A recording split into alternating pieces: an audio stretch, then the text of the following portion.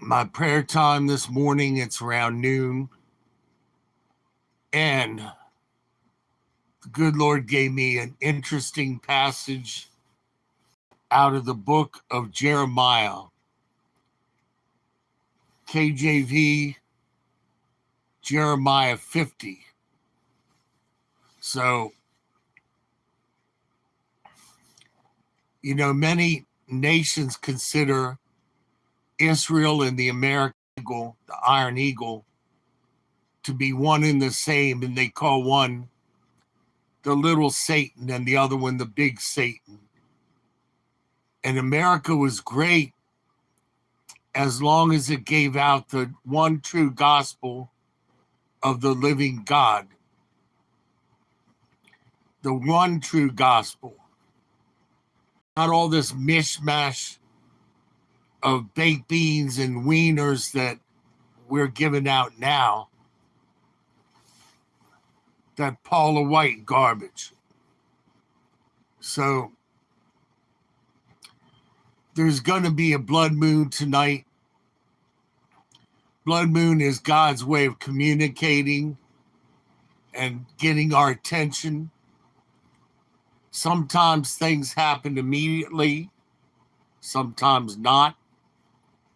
I'm not dogmatic about that. But in any case, signs and wonders in the stars and the sky are part of end time signs, along with everything else that's happening, wars and rumors of wars and all of that. So Israel has been close to God and then drifted away. America was close to God at the pinnacle of our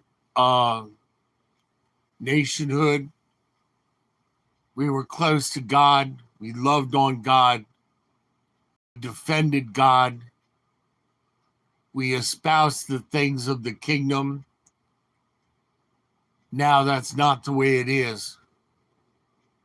It's not the way it is, as Barack Obama put it. So when he mocked God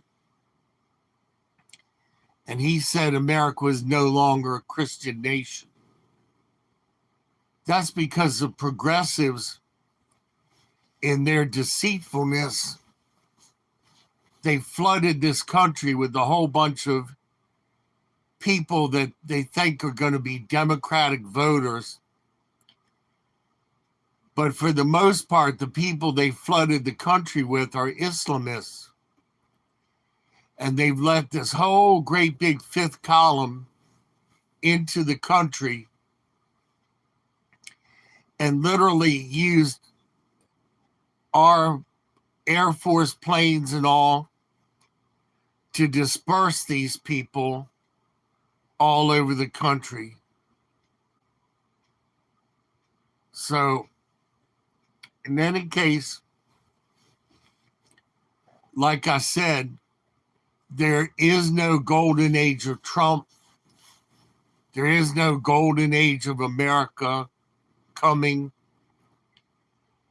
And I want to read this for you, let you know why. Now, typically, when God lets a nation destroy itself, it lets the enemies of that nation destroy it. But we've not only spit in the face of God, we've imported enemies into our country and put them all over the place. We allowed the dragon to fly a surveillance balloon over the country and map all of the military installations and all of that other stuff, and to monitor cell towers and communications. That's exactly what happened before Pearl Harbor on December 7th, 1941. The Japanese came in first as tourists, and they took very detailed pictures of Pearl Harbor. Then they went back to Japan and mapped out a battle plan, how they were going to specifically attack the ships in Pearl Harbor. Was a problem because the harbor was shallow. And every time they practiced using the torpedoes from their planes, they had a problem with them bouncing and not hitting their target. So they very ingeniously made up an adapter of these wooden fins that went on the torpedoes, that when the planes dropped the torpedo, the fins broke off, the torpedo was steadied and could go to its target. And that took a while for them to engineer that. So that's where we are in the process right now. In any case, let me read you Jeremiah 50 and verse 5. They shall ask the way to Zion with their faces thitherward, saying, come, let us join ourselves to the Lord in a perpetual covenant that shall be forgotten. Now, God doesn't forget covenants. It's usually when man makes a covenant with God, we break the covenant, not God. Verse 6, my people have been lost sheep. Their shepherds have caused them to go astray. They have turned them away on the mountains.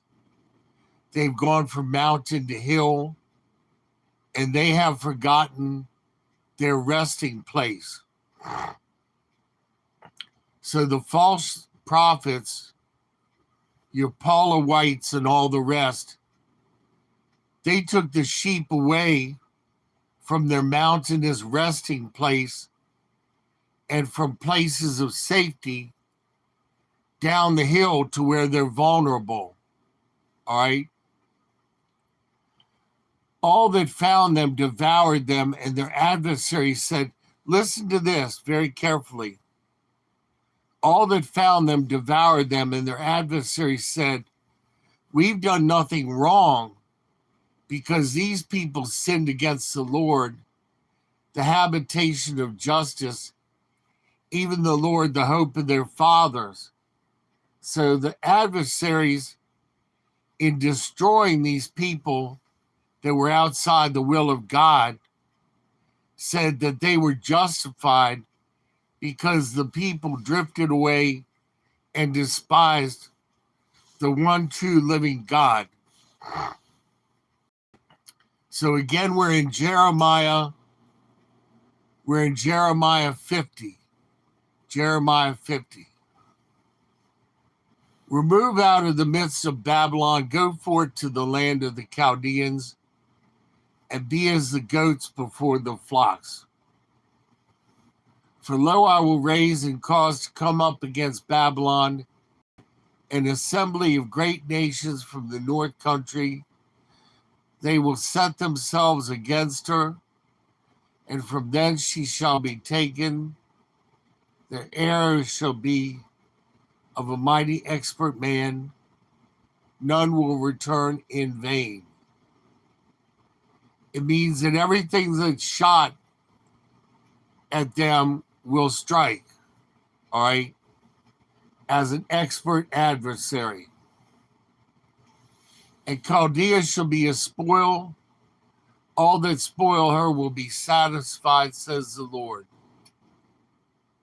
Because you were glad, because you rejoiced, you destroyers of mine heritage, because you're grown fat as the heifer at the grass, and bellow as bulls. So you're proud, you're arrogant, you're fat, and you boast. Everything God hates. Your mother shall be confounded, so that she that bore you will be ashamed. The hindermost of the nations shall be a wilderness, a dry land, and a desert. Because of the wrath of the Lord, it will not be inhabited. It shall be wholly desolate. Everyone that goeth by Babylon should be astonished and hiss at all her plagues. Put yourselves in array against Babylon round about. All ye that bend the bow, shoot at her. Spare no arrows, for she has sinned against the Lord. See, like America, when we spit in the face of God, God says, okay, it's open season. And he lets the enemies of that country destroy them. All right.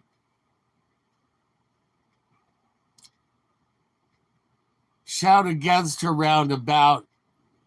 She hath given her hand, her foundations are fallen, her walls are thrown down, no borders. For it is the vengeance of the Lord. Take vengeance upon her. So she had done, do unto her. Cut off the sower from Babylon, and him that hand the sickle in the time of harvest. For fear of the oppressing sword, they shall turn everyone to his people, and they will flee everyone to his own land. So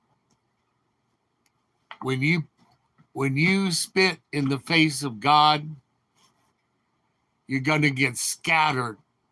We're not there yet. We're not there yet. But like I said, we have spit in the face of God one too many times. I believe that Deuteronomy, I think it's Deuteronomy 28 will also be a good backup verse. Pop, pop out.